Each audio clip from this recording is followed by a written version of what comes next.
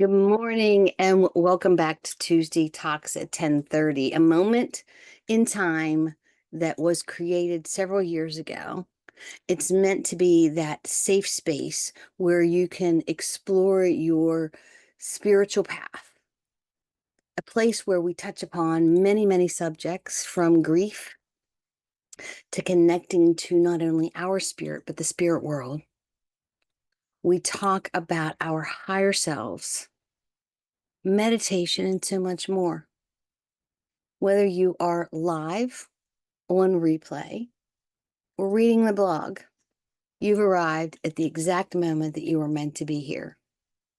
I want to welcome back all returning connecting tribe. And if this is the first time here, welcome to the connecting family. I am so glad that you found us. I am spiritual healer, author, retreat facilitator, and evidential medium Stacy Needenthal. And I wear many woo-woo hats.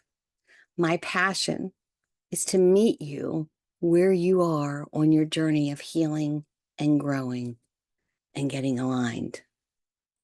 So if you've been following us, this month we have explored emotional wisdom and intuition. We looked into moon work and water energy, emotional release, reflection. And over the last few weeks, we've taken this amazing journey inward. And with each conversation, with each session, I've left you with a question for you to ponder from week to week. Our first conversation, we talked about dreams and how our subconscious often speaks in symbols before our consciousness, our conscious mind, is ready to listen. And I left you with the question, what part of me is still hurting? Not because I want you to sit in hurt, but because our subconscious mind knows our hurt before our conscious mind does. And then we shifted to emotional wisdom and intuition. And I shared the image of the lake. Imagine standing beside a lake after the storm. You can't see the reflection until the storm passes and it becomes calm. And I left you with the question, what am I feeling? So that you could put a name on what you were feeling. You could find clarity. And then last week, we talked about working with the moon, and we agreed that the moon is not full every single night. And nature teaches us that change is not failure. It is a phase. It is a rhythm. And we are our healthiest when we stop fighting our own rhythms and we pay attention to them. This full moon, monthly, is that invitation to pause and reflect. And the question I left you with was, where am I now? Not where was I or where am I going? Where am I right now? So before we begin, I'd like to ask you another question. This is question month. Have you ever walked into a room and immediately known that something wasn't right? Or you answered the phone and you could tell the person on the other end was hurting before they even said a word? Maybe you've met someone for the first time and you instantly felt peace and connected, or you felt caution. So, most of us have felt this. Some people call it being an empath. But today, I'd like to retire that word. Not because it isn't meaningful, not because it isn't important, but somewhere along the line, this word became a limitation instead of a strength within us. And I believe every human being has the capability for heightened awareness. The difference isn't who has it, The difference is, what do you do with it? Awareness is all part of being human. We are constantly receiving information. Something is constantly feeding us information. A mother's intuition, a gut feeling, the atmosphere in the room, the look on somebody's face that doesn't match their words. We notice that. Do you notice it? I notice it. I always say actions speak louder than words. We notice more than we actually realize because awareness is not rare. It's human. The gift, the ability is not awareness. It's how we respond to it. Every one of us has this ability to feel energy in some way. We read the room before anybody speaks. We sense if a loved one is okay or is not okay. We feel drawn towards certain people and hesitant around others. Intuition, instinct, chemistry, gut feeling, whatever name you give it, we all experience it. And the ability is not the feeling. The ability is in the response. Let's take it a step further. And I want you to just to visualize the difference. So a fire can warm your house, but it can burn it down. Water nourishes your garden, but it can flood a village. Even our thoughts can become prisons or pathways. Almost everything in life. And you know what? I'm going to take away the almost. Everything in life has the potential to create us or destroy us. Awareness is no different. That understanding can shift the focus away from, I feel too much, and towards the person's responsibility of how do I handle what I feel. So think of it this way. If you have wisdom, but how do I want to say that? Knowing without wisdom creates fear. I know I feel it, but I don't know why, so now I'm afraid. Knowing with wisdom creates compassion. Boom. Did I just blow your mind?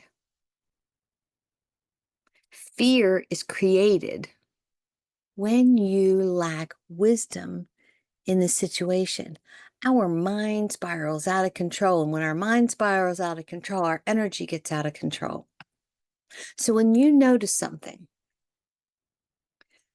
what story are you telling yourself? That same feeling, that story, can have different outcomes. So you walk into a room, I feel tension. I need to escape. I feel tension. Maybe somebody needs kindness or a shoulder to lean on. I feel tension. I'm going to stay grounded before I decide what this means. To me, that third one is the best way to be. Feels a little tense in here. I'm going to ground. I'm going to stay aligned. And I'm going to decide why there is tension. Should I stay? Should I leave? Do I help? The feeling, this tension, the way it feels may be the same, but the interpretation of that feeling changes everything. The purpose of spiritual awareness is not to make you fragile. It's to make you aware, conscious of your thoughts, of your words, of the way your energy contributes or takes away from the world. Every single room we enter becomes slightly different because we entered it. Question isn't whether you're sensitive enough to notice that shift. The question is, what energy am I bringing? This is where I struggle. Anytime somebody wants to have a conversation with me about being an empath or being a sensitive, I always hear, well, I'm an empath, so, and then the sentence usually follows something that they can't do. I can't be around crowds. I can't be around negative people. I absorb everybody's emotion. And believe me, I understand those experiences. I understand those feelings. But I don't believe awareness was ever meant to become the excuse. I believe it was, I believe it was meant to become an invitation. Being an empath, this is a beautiful ability. And it stops feeling like a burden when we learn how to use it. In shadow work, and we talked about this a couple weeks ago, they tell you, name it to tame it. This is the emotion. But you know what? I think that's incomplete. I think there's more to it. I think that's only half the journey. If you name it and you stop there, it can become your identity. The label was not meant, the label was meant to bring you freedom quietly, not quietly become a cage that you felt prisoner in. The purpose to naming something is not to carry it forward. It's to understand it well enough that it becomes knowledge and wisdom. Awareness without transformation becomes heavy. Awareness with transformation becomes knowledge and wisdom. Energy is simply information. Wisdom is knowing what to do with that information. Does that make sense? I mean, it makes sense to me. If you are learning something and not using it properly, it's not going to work. But if you're aware of how to use it properly, all of a sudden things click into place. So I want to urge you not to build your foundation, your home, around your wound.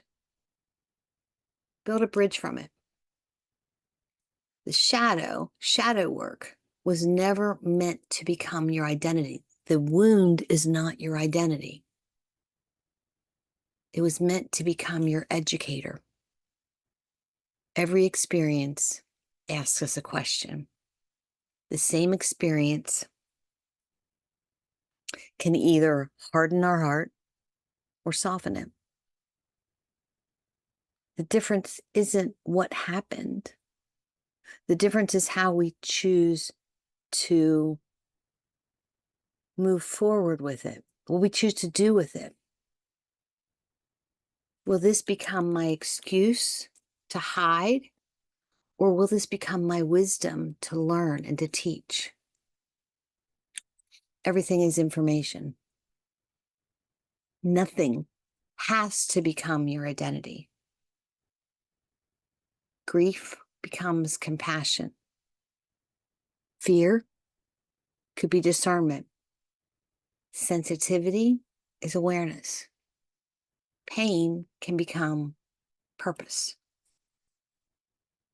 If you have a goal in spiritual growth, it is not to collect all these labels of who you are and what you are. It's to transform your experience into wisdom. So the things that once weighed you down, that stopped you, you can release them. And when you release them, all of a sudden you walk lighter. And you're able to help others. Everything is information. Energy, information. Emotions, information. Fear, is information. Joy is information. Nothing arrives to you simply to weigh you down. I know it may feel that way sometimes. Everything comes to you asking, what can I teach you? What can you learn from fear and joy and grief? What can you learn? What is this experience inviting me to become? Because, my friends, whether you realize this or not, your wounds deserve compassion. They deserve attention, but they also deserve healing. They were never meant to become our permanent address. Don't build your home on your wound. Build a bridge from it. Every challenge carries the possibility of growth. I never realized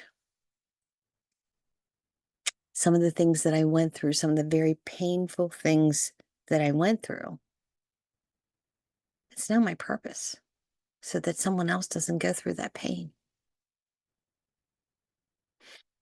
Grief made me more compassionate, made me more aware of the time that I have on this earth.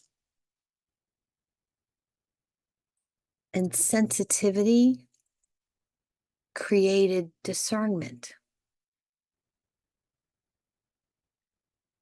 And my fear of things became courage because I didn't want to sit in fear and sensitivity and grief and pain. Does it totally go away all the time? No. But if you're aware of it, you can work from that.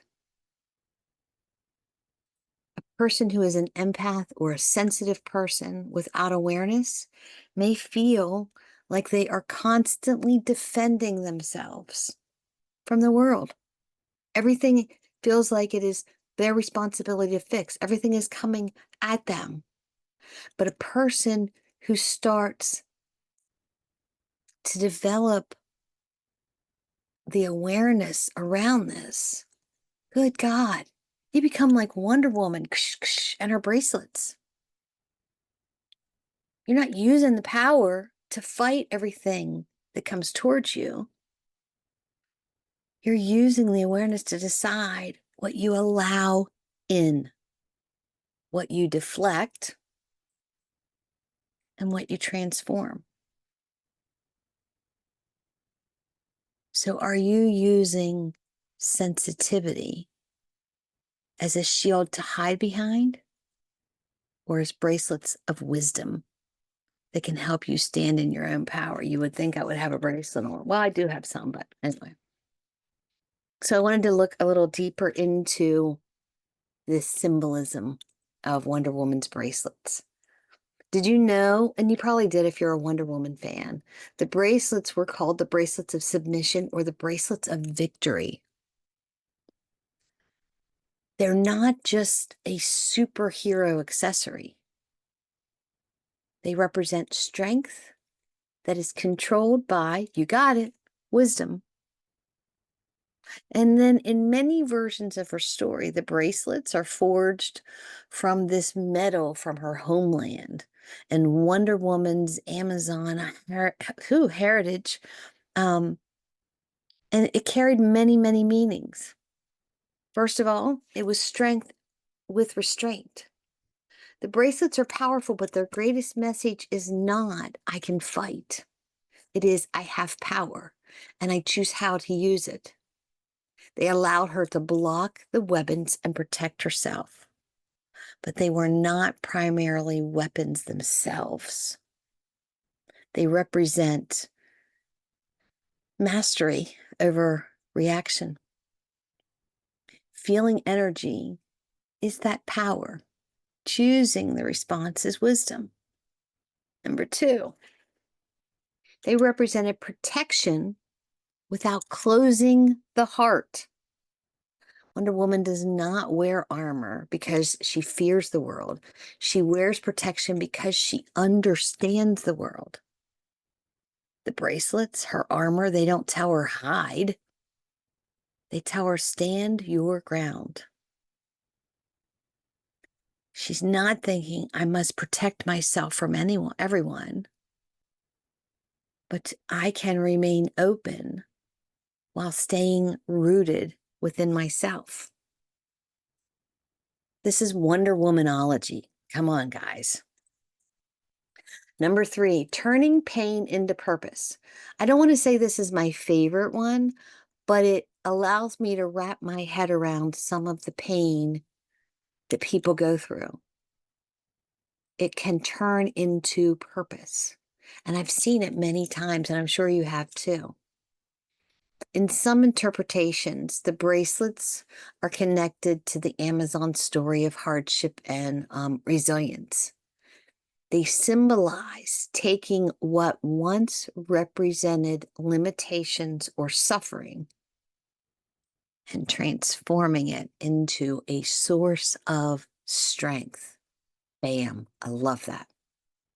The connection to shadow work is the things that once bound us became the tools to teach us. So number 4 from the bracelets. Wonder Woman's bracelets symbolized the balance of the feminine and the warrior energy.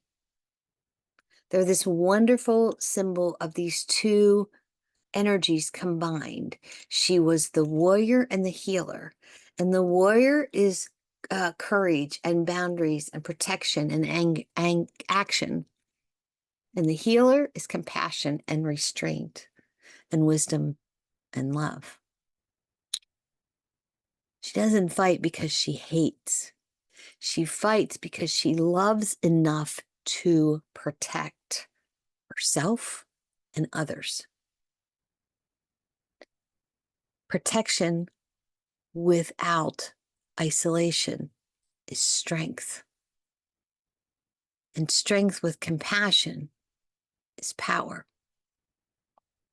And power with wisdom and boundaries is a strength when you're not closing your heart. The goal isn't to become someone who feels nothing. The goal is to become someone who is, excuse me, hold on. The goal is to become someone who can feel deeply, but remain centered. Let's look at your awareness, like it's your instrument. Don't make sensitivity your identity. Make it your instrument. Think about a violin. By itself, no music, it just sits in the corner. But in the hands of someone willing to learn, it creates beauty. Awareness works the same way. It isn't the gift. It's learning to use it with wisdom. So every spiritual journey follows the same path. Doesn't mean it's going to be the same amount of time. But during this awakening, this awareness, there's understanding, and there's release, and there's reflection, and there's wisdom, and then there's service. We notice things. We become curious. We tend to release what no longer serves us. And we reflect. That's when our experience becomes something that we can offer the world. That's how healing spreads. You've heard me say, my passion, my goal is to heal the world one person at a time. Because that person's energy spreads healing to somebody else. And then somebody else. That's how healing spreads.